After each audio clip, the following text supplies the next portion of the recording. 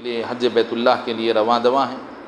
تو چونکہ حج اسلام کے فرائض اور ارکان میں ایک اہم فریضہ اور رکن ہے، اسلام کی عمارت جن 5 فرائض پر، جن 5 ارکان پر قائم ہے، اس میں ایک حج بیت اللہ۔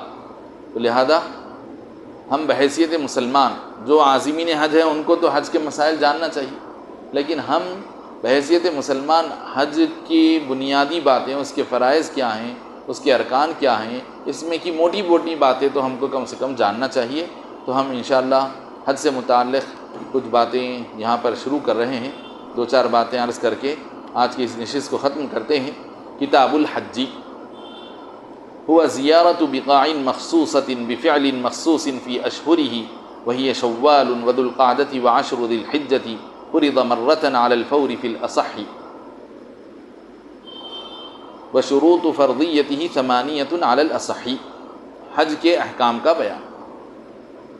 تو حج یحج یہ عربی زبان کا لفظ ہے، اس کے اصل معنی آتے ہیں قصد اور ارادہ کرنا، دل سے کسی اہمیت والے یا کسی عظمت والے یا کسی عزت والی جگہ کا ارادہ کرنا، کسی قابل احترام عزت والی حرمت والی جگہ کا ارادہ کر کے روانہ ہونے کو حج کہتے ہیں، یہ اصل اس کے معنی ہے۔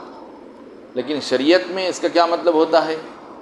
شریعت میں اس کا مطلب ہوتا ہے کہ مخصوص مقامات کی، مخصوص زمین کے مخصوص مقامات کی زیارت کرنا، مخصوص افعال کے ذریعے سے، خاص خاص اداؤں کے ذریعے سے، خاص خاص اعمال کے ذریعے سے زمین کے مخصوص اور قابل حرمت مقامات کی زیارت کرنا، خاص خاص افعال اور اداؤں کے ذریعے اس کے اپنے مخصوص زمانے میں،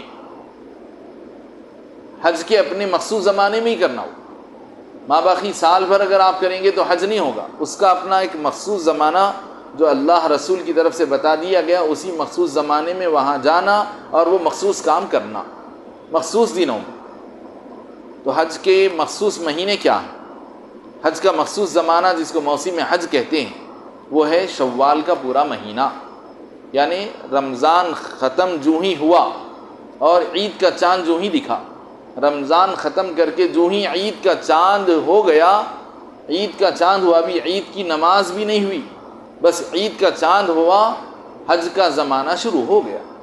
عید کا چاند ہوتے ہی رمضان جو ہی ختم ہوتا ہے، حج کا زمانہ شروع ہو جاتا ہے۔ تو شوال کا پورا مہینہ، اور پھر اس کے بعد جو اب مہینہ چل رہا ہے ذوالقعدہ، دیقات جس کو کہتے ہیں، یا پھر اس کو پرانے لوگ بندہ نواز کا مہینہ بھی بولا کرتے تھے۔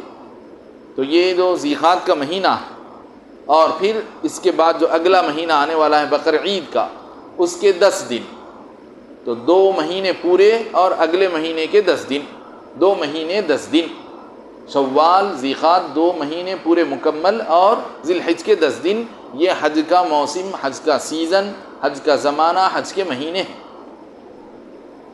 اور یہ حج زندگی میں صاحب استطاعت مسلمان پر ایک مرتبہ فرض کیا گیا، صاحب استطاعت مسلمان پر زندگی میں ایک مرتبہ فرض کیا گیا ہے۔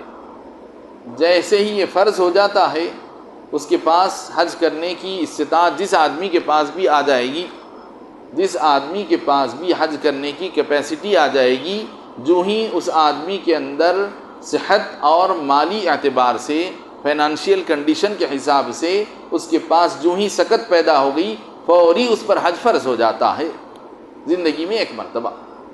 اب اس حج کے فرض ہونے کے لیے کچھ کنڈیشنز ہیں، شرائط ہیں، وہ جملہ 8 شرطیں ہیں، انشاءاللہ پھر ہم اس کو اگلی نشست میں بیان کریں گے۔ وصلی اللہ تعالی علی خیر خلقہ سیدنا محمد وآلہ وصحبہ وبارک وسلم اجمعین۔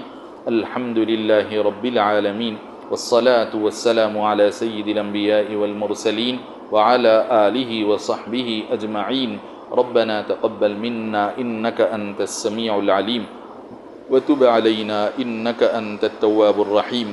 اللهم أعنا على ذكرك وشكرك وحسن عبادتك اللهم إنا نسألك العفو والعافية والمعافاة الدائمة في الدين والدنيا والآخرة، وصلى الله تعالى على خير خلقه سيدنا محمد وآله وصحبه وبارك وسلم أجمعين، والحمد لله رب العالمين.